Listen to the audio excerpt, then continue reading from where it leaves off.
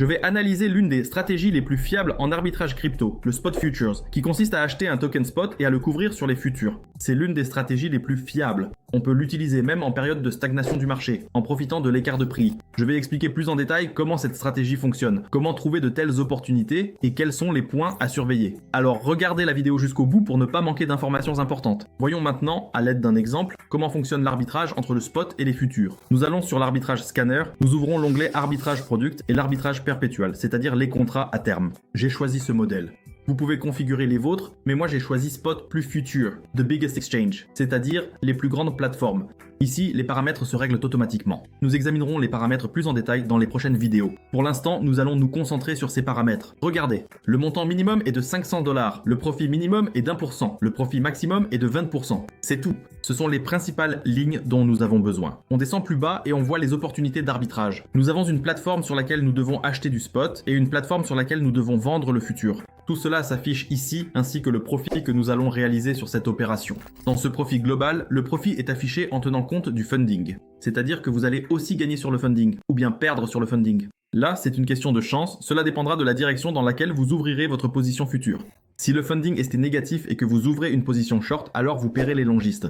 Et le funding est généralement indiqué ici, le taux de funding. Vous pouvez aussi vérifier quel est le funding, il est minime. Et il est prélevé sur votre transaction toutes les 8 heures. Regardez, j'ai trouvé une transaction sur le token OM. Nous pouvons l'acheter sur la plateforme Gate et le vendre sur la plateforme MEX. Voici cette transaction. C'est-à-dire que sur Gate, il coûte moins cher. Là-bas, nous achetons en spot parce que c'est moins cher. Et sur les futurs, sur MEX, nous vendons parce que le futur s'aligne généralement sur le spot. C'est avantageux pour les plateformes, pour les market makers, afin qu'il n'y ait pas un grand écart de prix. Je vous montre par exemple. Allons sur la plateforme Gate. Nous voyons le token OM USDT. Et vous voyez, son prix est de 6,13. Nous l'achetons ici en spot pour le montant sur lequel nous allons ouvrir le futur. C'est-à-dire que nous achetons le token pour 500 $ et nous ouvrons un futur en short pour 500 $. Ok, nous avons acheté le jeton. Ensuite, nous allons au contrat à terme au Mexique et voyons que le prix ici est de 6,20. C'est-à-dire que nous avons ici 6,13. 6,14 s'égalise déjà lentement. Et 6h20. Et à quoi ça sert ? Les contrats à terme sont généralement toujours alignés sur le marché au comptant. C'est-à-dire que nous prenons ici une position courte. Notre opération à terme en position courte doit fonctionner. Dès que nous commençons à descendre et à nous rapprocher du prix du spot, nous devons fermer à la fois la position spot et la position à terme. Notre position spot peut être vendue à perte, mais le profit de la position à terme doit compenser notre position spot. Et ainsi, lorsque les prix s'égalisent, nous gagnons sur la différence de prix, car nous avons ouvert une position courte, éventuellement même avec effet de levier, mais en général, de grands leviers ne sont pas utilisés.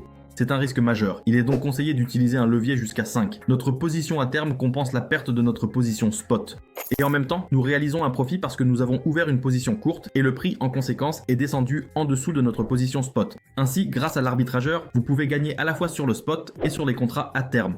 Il existe aussi la stratégie Futures plus Future, que nous aborderons dans les prochaines vidéos. Alors n'oubliez pas de liker et de vous abonner pour ne pas manquer ces vidéos de qualité. Parlons d'une nuance importante, le taux de financement. Si celui-ci est négatif et que vous avez une position courte, vous paierez les positions longues. Et plus votre position reste ouverte longtemps, plus vous paierez de frais. Prenez aussi en compte qu'un taux positif vous fait gagner de l'argent sur une position courte. Le second risque est la liquidité, qui diffère grandement car plus de gens tradent les contrats à terme que le spot. Il est donc également important de s'assurer qu'il y a un bon volume d'échange et de la liquidité sur la paire de trading. Troisièmement, les commissions. Des frais sont payés à l'ouverture et à la fermeture d'une position et il faut en tenir compte pour calculer le profit. Le quatrième risque, c'est la divergence des prix. Vous pouvez simplement garder votre position longtemps parce que le prix des contrats à terme ne va pas converger avec le prix du spot. Et enfin, le cinquième et dernier risque, c'est la liquidation. Sur une position short, une forte hausse du prix peut vous liquider si le levier est trop grand. La combinaison spot et contrat à terme est une stratégie efficace pour gagner même quand le marché stagne. L'essentiel est de prendre en compte les nuances mentionnées ci-dessus. Si vous avez aimé cette vidéo, merci de lui mettre un like. Laissez un commentaire.